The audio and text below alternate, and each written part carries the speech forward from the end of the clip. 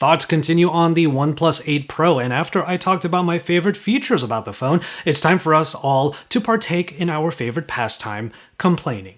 It's Joshua Vergara. What's going on, everybody? Here are my top 5 complaints when it comes to the OnePlus 8 Pro. Okay, as usual with videos like this, I have to give you my standard disclaimer that of course these are my opinions, but I tried to think them out very carefully and connect them to what I think users might actually experience when it comes to using this new flagship device by OnePlus. And if you think I'm just spouting negativity in this video, well, I did talk about my favorite parts of this phone in my top 5 features video. That link is appearing in the card above and it's found in the description below, so calm down, everybody.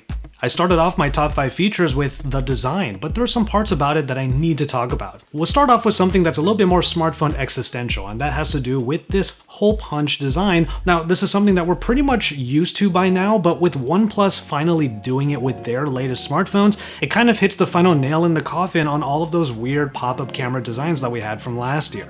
2019 was the year of weird smartphone designs, and it was actually a very exciting and fun year as a result. Even the OnePlus 7 Pro had a pop-up camera of its own, and even if I wasn't the biggest fan of it, much less the quality of the camera itself, it was still a sign that we were going into different creative realms in order to achieve the full screen display. Now, I know that having a notch or a cutout in this particular case means that the phone will have a better chance of being water and dust resistant, which is clearly the case with the OnePlus 8 Pro.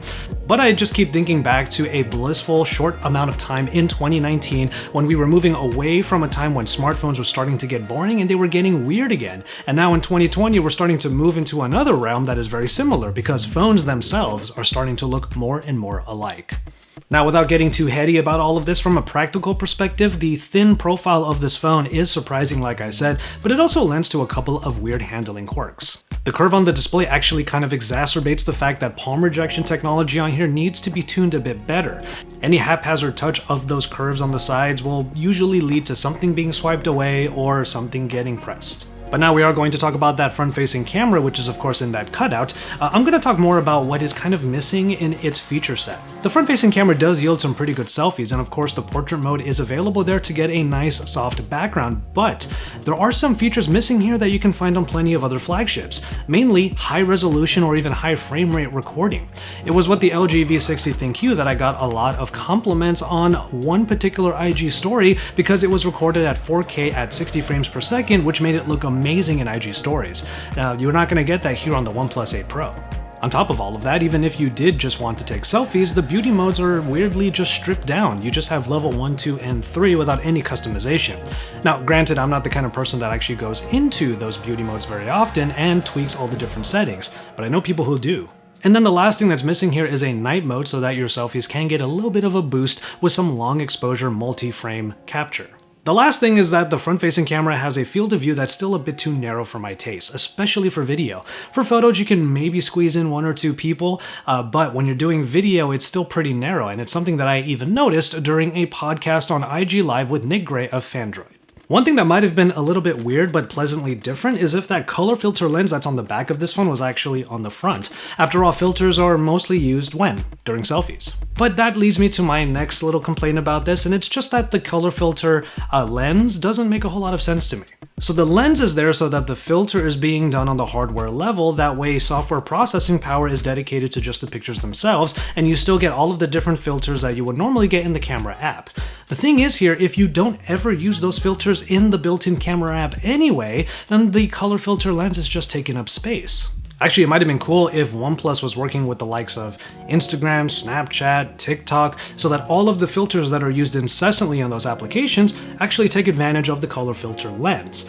Now, that might be a false equivalency, but I'm just sort of thinking out loud here. The saving grace here is that the phone doesn't use the color filter lens to justify an exorbitant price point.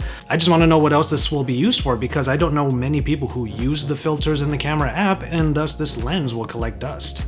My next thing is about expandable storage, of which the OnePlus 8 Pro does not have, which is not that big of a deal again because, well, OnePlus historically has never had this feature. I can see that not every user is like me, where I'm constantly downloading games that are like 2, 3, 4 gigabytes big onto my phones because I just like playing many different games all at the same time, which is also the reason why I never finish them, so that's kind of a problem too. But a lot of space does get taken up, and then with all the 4K recording I do, I've already gotten the 100 gigabytes that were available in here down to to even like 60. I pretty much find myself in the same boat as a lot of you out there who have wanted OnePlus to adopt certain features like wireless charging and IP certifications, of which you do get on the OnePlus 8 Pro. The difference here is though that like the headphone jack, expandable storage probably will never come on any OnePlus device in the future, so this is just one of those pills that I have to swallow. And by that I mean I'm probably just gonna have to dump out my data from time to time in order to free up space. And now the final complaint that I have is more or less echoing what a lot of you were saying in the live chat once the price was announced. And that was like people saying F in the chat a bunch, rip, rip, rip, RIP, RIP, RIP, just saying that OnePlus has lost their way and there's no reason to even consider the phone if it's not at a price point that you really want. Well, that's the thing. A lot of OnePlus diehards really want OnePlus to remain that OnePlus One, OnePlus 2 manufacturer, and I get it. I echo your sentiments because I was there when the OnePlus One was first announced in Beijing. It was literally just me and one other correspondent there from America, and we were very privileged to be there to see what would be a historic company planting their roots into the smartphone market. And watching this company with its guerrilla marketing like strategies of like invites and low price points despite having high-end specifications, basically undercutting what every other manufacturer was doing, it was nice to see the journey from that OnePlus up until where they are now, where OnePlus is trying to not only live up to the standard of flagship killer, but they want their phones to also be considered flagships. But that is the perspective through which we should look at the other side of the coin. Not even as a way of defending OnePlus and that price point, but just as a thought experiment, because now the OnePlus 8 Pro does sit right next to a bunch of other flagships on carriers and across many different markets. So what does OnePlus bring to the table that are selling points? An exceptionally smooth screen and super fast wireless charging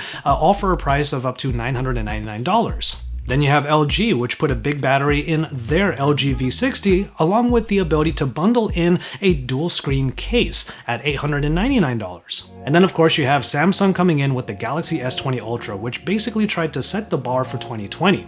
And this is where you start to ask the question of what exactly weighs into what you can consider an exorbitant price point. You do get certain extras in the Samsung camp like DeX, 100x space zoom, 120Hz refresh rate at 1080p, just to name a few, and then there are other things that quintessentially make up the Galaxy experience. But do all of Samsung's additions actually equate to a $400 premium for you?